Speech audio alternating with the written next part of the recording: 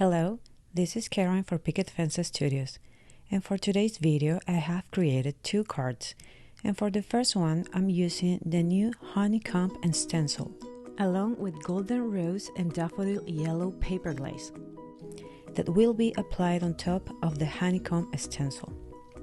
I will start with the golden rose paper glaze, but you can start with the daffodil yellow if you want. I'm using a spatula to spread this medium around, and I'm going to apply this rose gold color in an angle. Right now I'm going to speed up just a little bit this video so you can see the whole process faster. This paper glaze is a very creamy medium that gives a great coverage and dries very fast comparing to other mediums in the market. I can start using this panel as soon as after 20 minutes of letting it dry. It works for me, but you can definitely give it more time to make sure it's completely dry.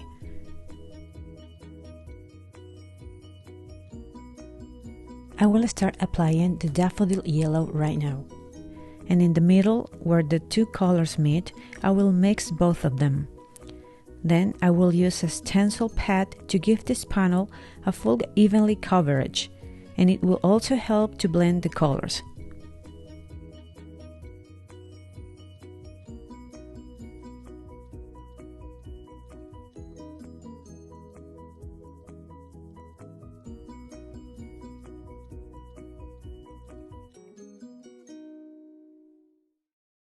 Now my panel is ready and I will put it aside to let it dry. I have applied heat using a heat tool to speed up the drying process, and now this panel is completely dry. As you can see, I placed a border die at the back of my panel, and I'm doing this to create a shaker window that will start at the edge of this card. It's a bit complicated to explain, so be sure to watch this next step. I placed this border die again, but a little further below the first cut, and run it through my die cutting machine. Now that I have created the shaker window, I will use this plastic bag. This came on a scrapbook pages packaging. You can use any packaging that you have in hand. I will cut a piece big enough to cover the shaker window.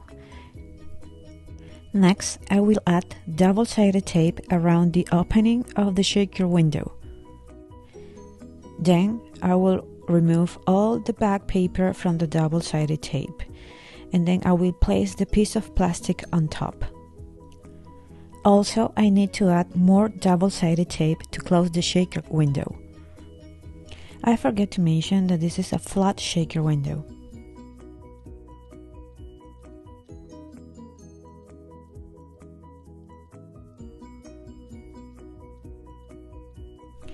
Now, you need to make sure you don't remove all the backing paper from the double-sided tape.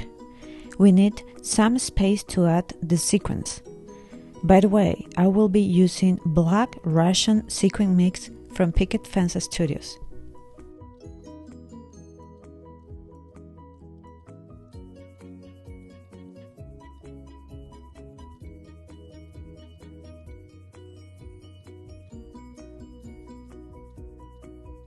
And here comes the fun part of adding the sequins. You probably have another better way to add the sequins, but this works for me. And you also don't need to fill the window with too many.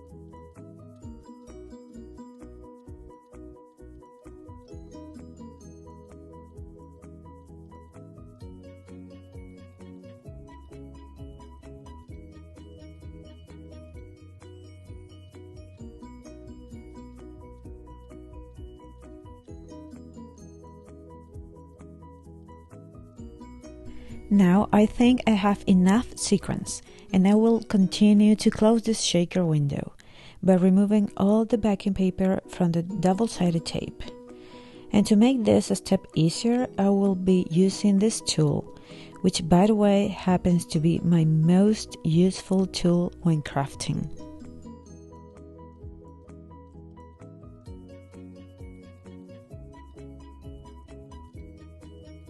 Now I have the shaker window ready. It wasn't that difficult, right? I have added foam tape to the back of my panel and place it on top of this white note card.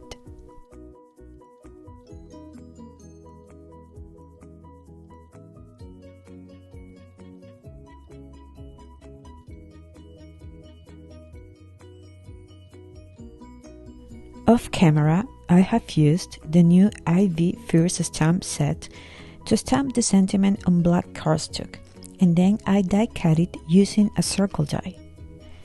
I did the same with the bees that were stamped using Picket Fence Studios black hybrid ink, and then I colored them using Copic markers. I also die cut all bees using the coordinating dies.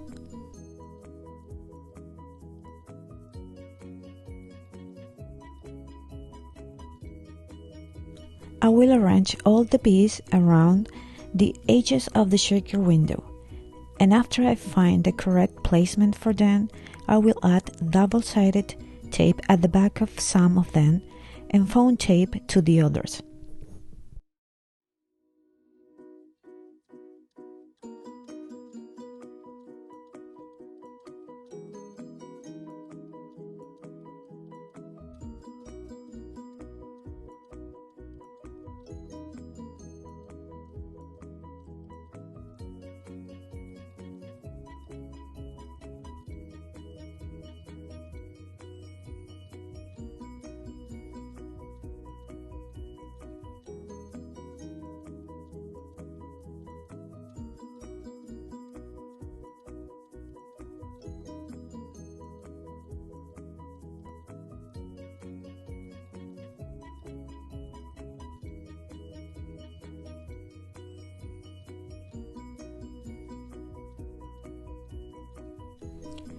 My first card is now finished, so let's jump to the second card of this video.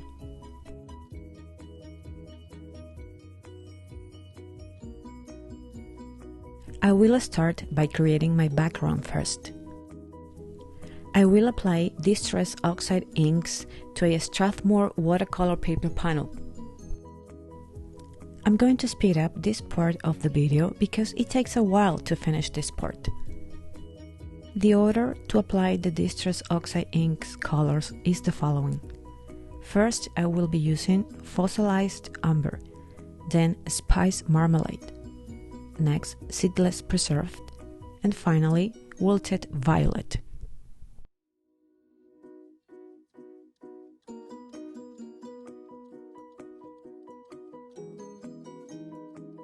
As you can see, this time I will be using the ink blending foam tools for a more saturated look on my background.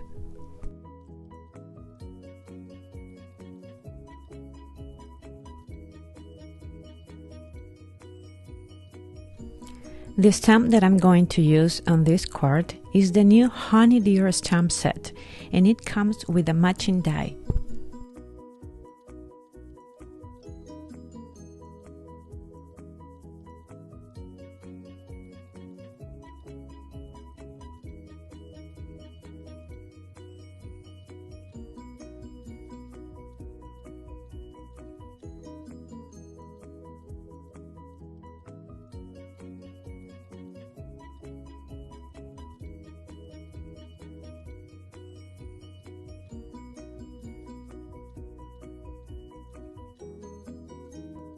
Now that my panel is finished, I will let it dry for a few minutes.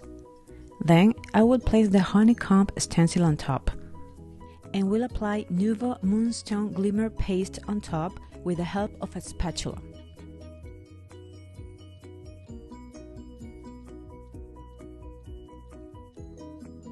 Then, with a stencil pad, I will finish spreading this medium all across this panel for an evenly coverage.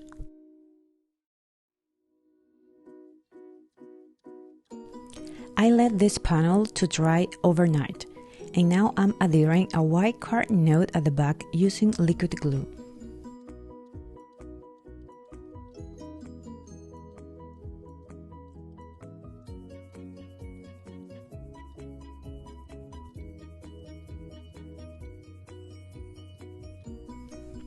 Off camera, I have stamped, colored, and die cut this image from the Honey Deer stamp set and dies. I used Copic markers to add color. I also hit embossed the sentiment on vellum from the same stamp set using Wow Metaline Perfect Plum embossing powder. But this embossing powder is now discontinued, so you can use any other you preferred. To add my sentiment to the background, I'm using double-sided tape.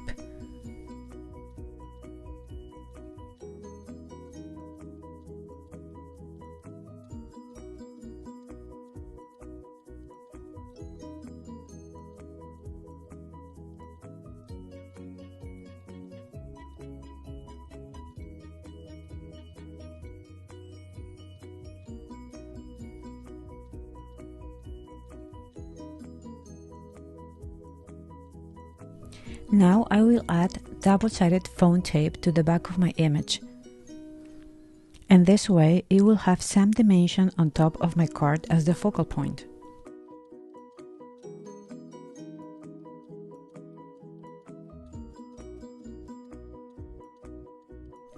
And I have finished my second card for this video, featuring some stamps and dies from the October release for Picket Fence Studios. I hope you have enjoyed this video and head over to the website to see the full October release. Thank you so much for stopping by and see you next time.